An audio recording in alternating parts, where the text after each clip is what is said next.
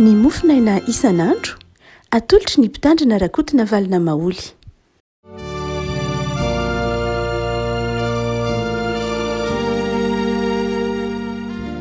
Falamelaba antsika irery afaka malalatra dia rahatsinainy faharoa folo ny volana oktobra dia manonona ny fiadanan'ny tompo amintsika rehetra.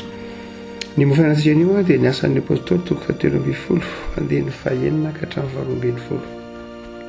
Asan'ny apôstôly toko fahatelo ambin'ny folo andiny fahaenina ka hatramin'ny faharoa ambin'ny folo. Amin'anaran'i Jesosy.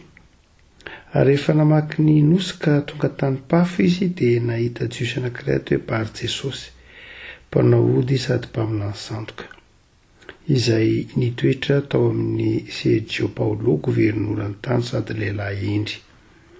Ary izy napaka ny Barnabasy Saoly akao aminy ka naniry mba hareny tenin'Andriamanitra. Fa Elima mpanao ody, fa izany no anarana raha dika, nanohitra azy roa lahy sady nitady amin'ny vily ny governora tsy hanaiky ny finoana. Fa Saoly kosa izay ataoko hoe Paoly, feno ny fanamasina dia nibanjina azy ka nanao hoe ialahy feno ny fitaka rehetra sy ny fahafetsena rehetra. Ialahy zanaky ny devoly sady fahavalo ny fahamarinana rehetra. Tsy tsahatra tsy hamily ny lala mahitsy ny tompo fa ialahy. Ary indro ankehitriny ny tanan'ny tompo amelana ialahy, dia ho jamby ialahy ka tsy ahita masoandro aloha. Dia latsaka tao aminy niaraka tamin'izay ny mampajambena sy ny aizina ary ny raparapany tady olona hitantana azy izy. Ary ny governora no ny nahita izay efa natao dia nino sady talanjona tamin'ny fampianaran'ny tompo. Ray maso no manamasinana ny fahamarinana ny teninao ny fahamarinana. Amen. Tany amin'ny nosy Kiprosy no niseho ny tantara. Kiprosy izay Chypre ankehitriny moa, mbola hitantsika amin'ny saritany zany nosy Chypre. Ary dia tany Kiprosy zany Paoly sy Barnabasy, ary dia tany no niseho ny tantara. Nisy lehilahy antsoina hoe Bar Jesosy teo izay nonina tao amin'ny governoran'ny nosy Kiprosy dia Sergio Paulo izay endro ny fitantaran'ny liokazy amin'ny asan'ny apôstôly. Ary dia io Sergio Paulo izay endry dia nangataka ny Paoly sy Barnabasy mba hanazava aminy ny tenin'Andriamanitra. Ary nosakanany ilay lehilahy antsoina hoe Elima na Bar Jesosy zany mba tsy handreny tenin'Andriamanitra i Sergio Paulo kanjo tenenin'ny Paoly sy Barnabasy mafy i Elima ary nanariny mba hiala amin'ny raharanjatsiny dia nataony jambena mihitsy aloha. Ary ny vokatra dia nino ny tenin'Andriamanitra ny governora. Ina no tian'ny apôstôly Paoly tantaraina ny havana roatra ka mamerina izany tantara izany lioka. Zavatra roa. Ny voalohany dia izao, mandrakariva ny mpitondra na ny olona ambony dia hodidin'ny zavatra maro. Ary mpitondra ambony tahaka ny Sergio Paulo dia ataontsika hoe tiany devolo azy. Zavatra ho azy io mazava io. Sergio Paulo ihany fa saika marina atao anatin'ny tantara maro zany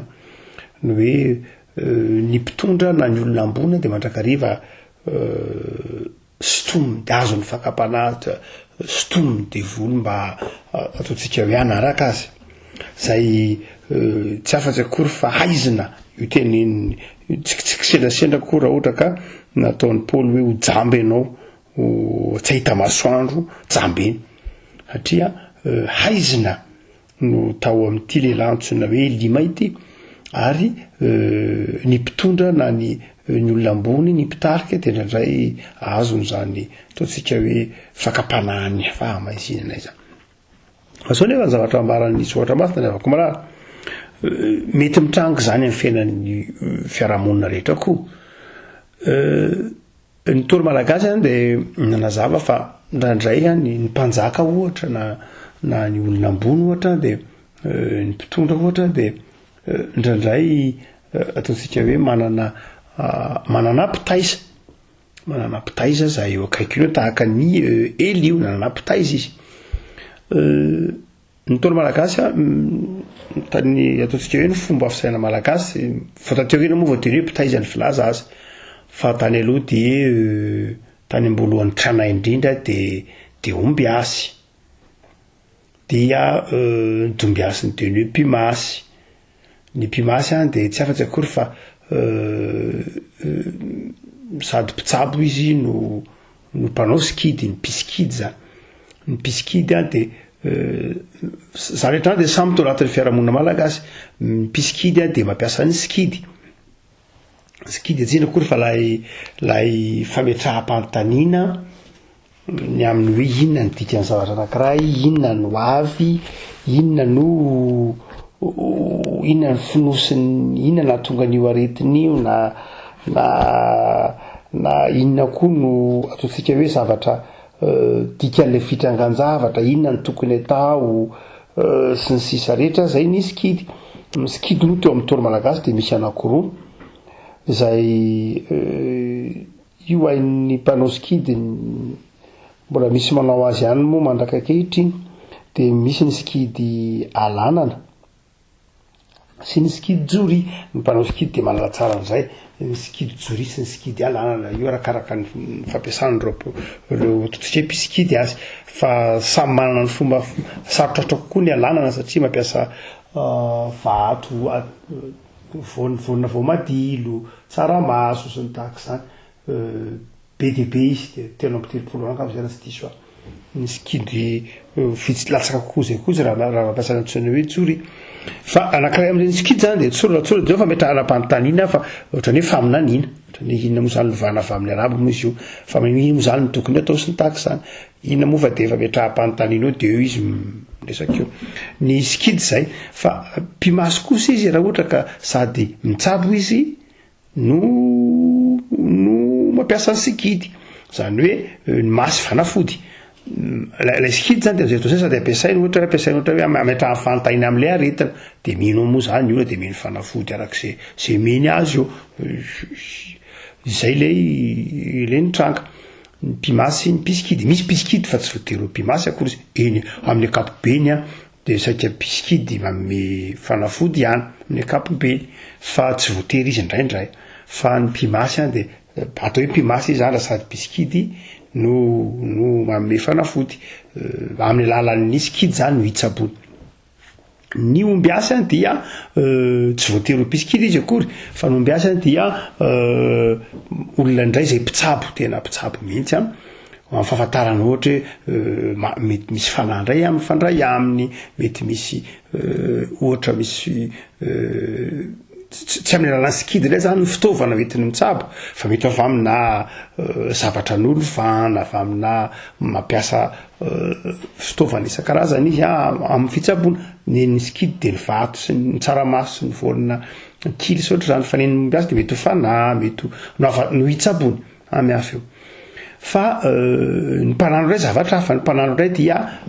tsy voatery hanome fialafody akory izy. Ny mpanano dia miresaka vitana amin'ny resaka vitana ny mpanandro dia mijery ny andro ny olona na ny vitan'ny olona mamantatra hoe zao ny fotoana anombohan'ny zavatra na fotoana tanteran'ny zavatra mety sa tsy mety ho vadiny sa tsy mety ho vadiny io mety anaovana trano sa tsy mety arovina ny tokony anaovana ny fasana sy ny sisa rehetra mijery andro zay mpanandro azy mijery ny andro zany arakaraka ny vitan'ny olona. Ny fitaovana ampiatanany mpanandro zany de ny vitan'ny olona hoe inona ny vitany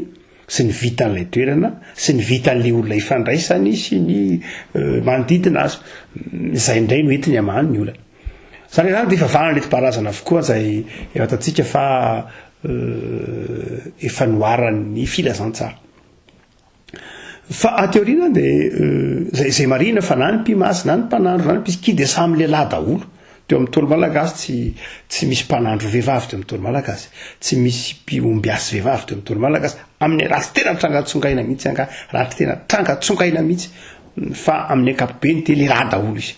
Fa ny vehivavy atao ahoana moa ny vehivavy dia tsy neverina ho mahatahiry ohatr'izany fa sanatria ny vehivavy indray raha dia natao mpamosavy mandrakariva zany ny tonjatony antsika fa 8 ambin'ny folo fa 7 ambin'ny folo sy ny ohatr'izany. Fa ateoriana ateoriana vao nianazy toerana ny vehivavy teo anatin'ny fiavarana enti-paharazana teo anatin'ny fiavarana enti-paharazana noho ny tsika moa tsy mitantara tsipria fa mameanao kolotsaina andeha ataontsika mameanao fahafantaran-javatra fotsiny ihany mamalaka azy ianao dia teoriana vao andeha ataontsika hoe ty ambadiky aty amin'ny taonjato faharoapolo mihitsy aty amin'ny taona 20 ty mihitsy 10 mihitsy vao alazaina hoe niditra antsetra tao anatin'ny finoana enti-paharazana ny vehivavy ny antony miferitrertanay mpampianatra tantara azy mpampianatra tantara fahavarana enti-paharazana azy dia efa vokatry ny fitsokan'ny fiavahana kristianina izy io zany hoe tao anatin'ny fiavahana kristianina dia ny vehivavy tena nahazo toerana be dehibe mihitsy nanomboka tamin'ny martiora ohatra dia be dehibe ny anjara toerana vehivavy tamin'ny fiavahana kristianina ary nanako koa io fomba fisainana io tany anatin'ny fiavahana enti-paharazana ka nanomboka nahazo toerana koa ny vehivavy tany anatin'ny fiavahana enti-paharazana ary zay natonga ny vombolana hoe mpitaiza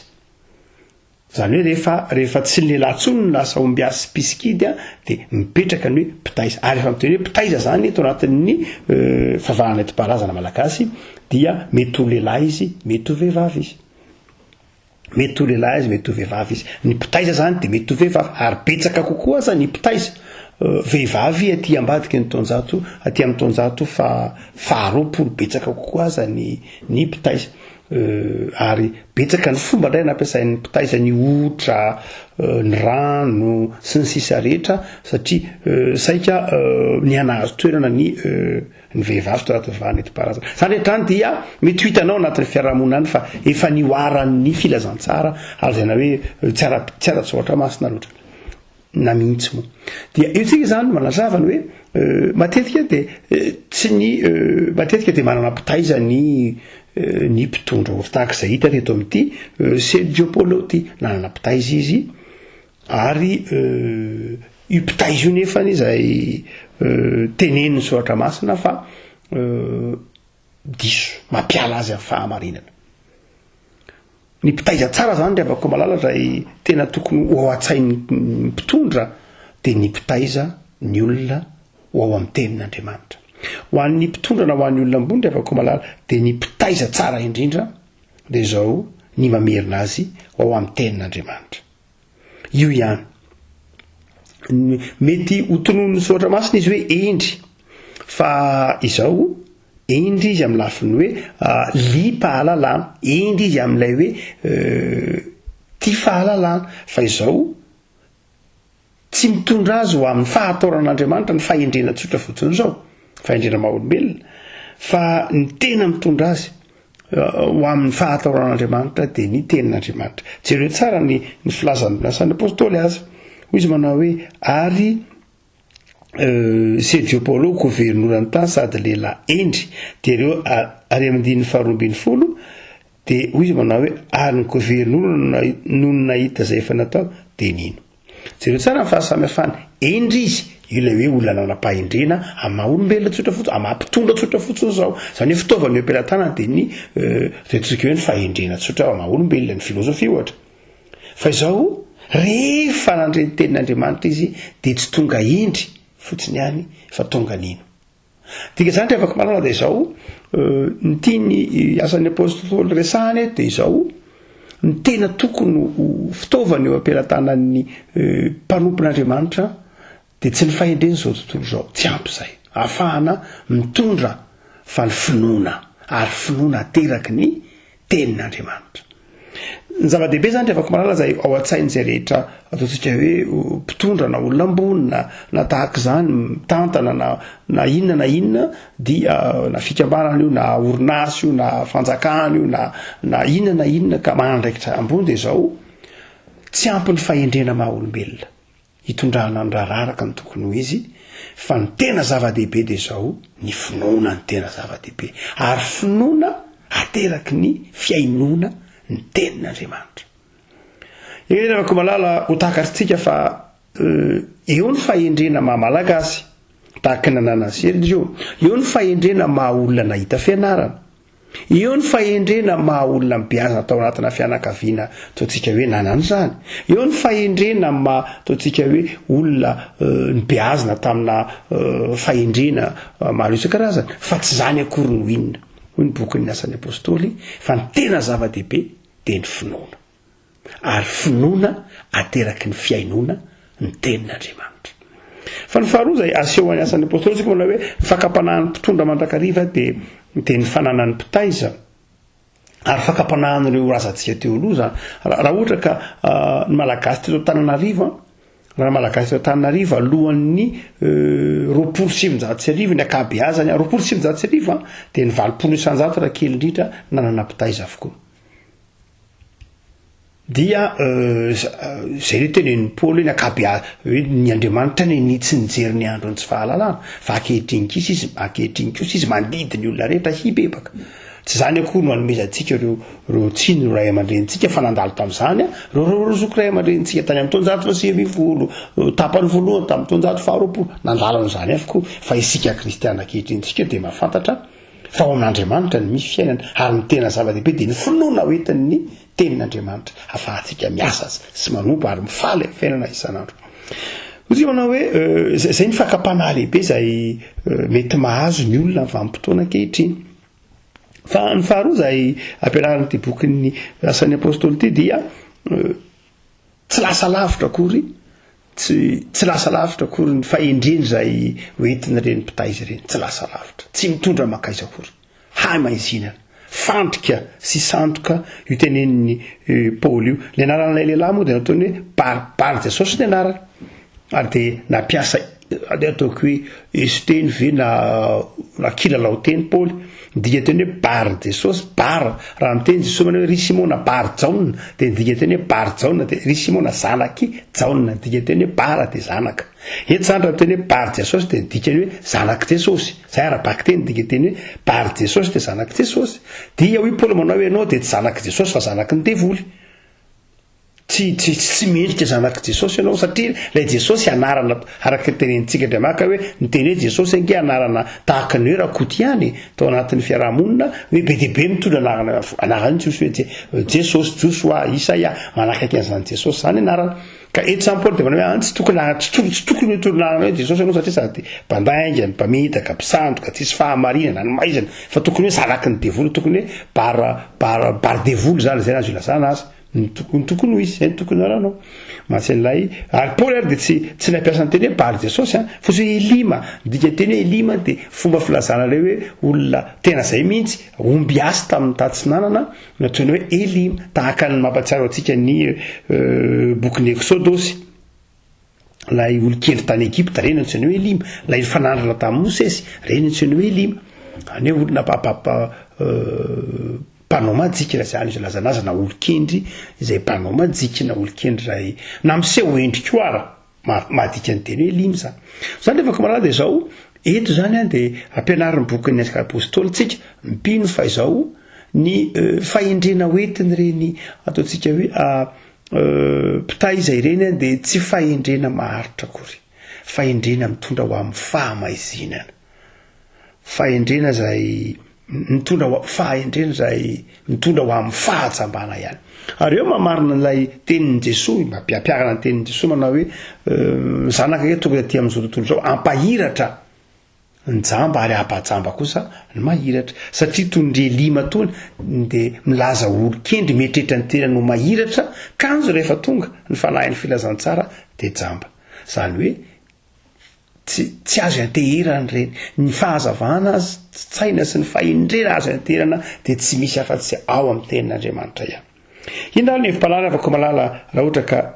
ity asan'ny apôstôly fa 7 fa ntsika hoe ny fahaenina ka hatramin'ny 12 ity no entina mampahainganao dia zavatra telo lehibe dia izao miambeny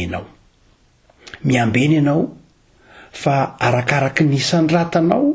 no mahabetsaka ny fakapanahy dia isitona anao menjera.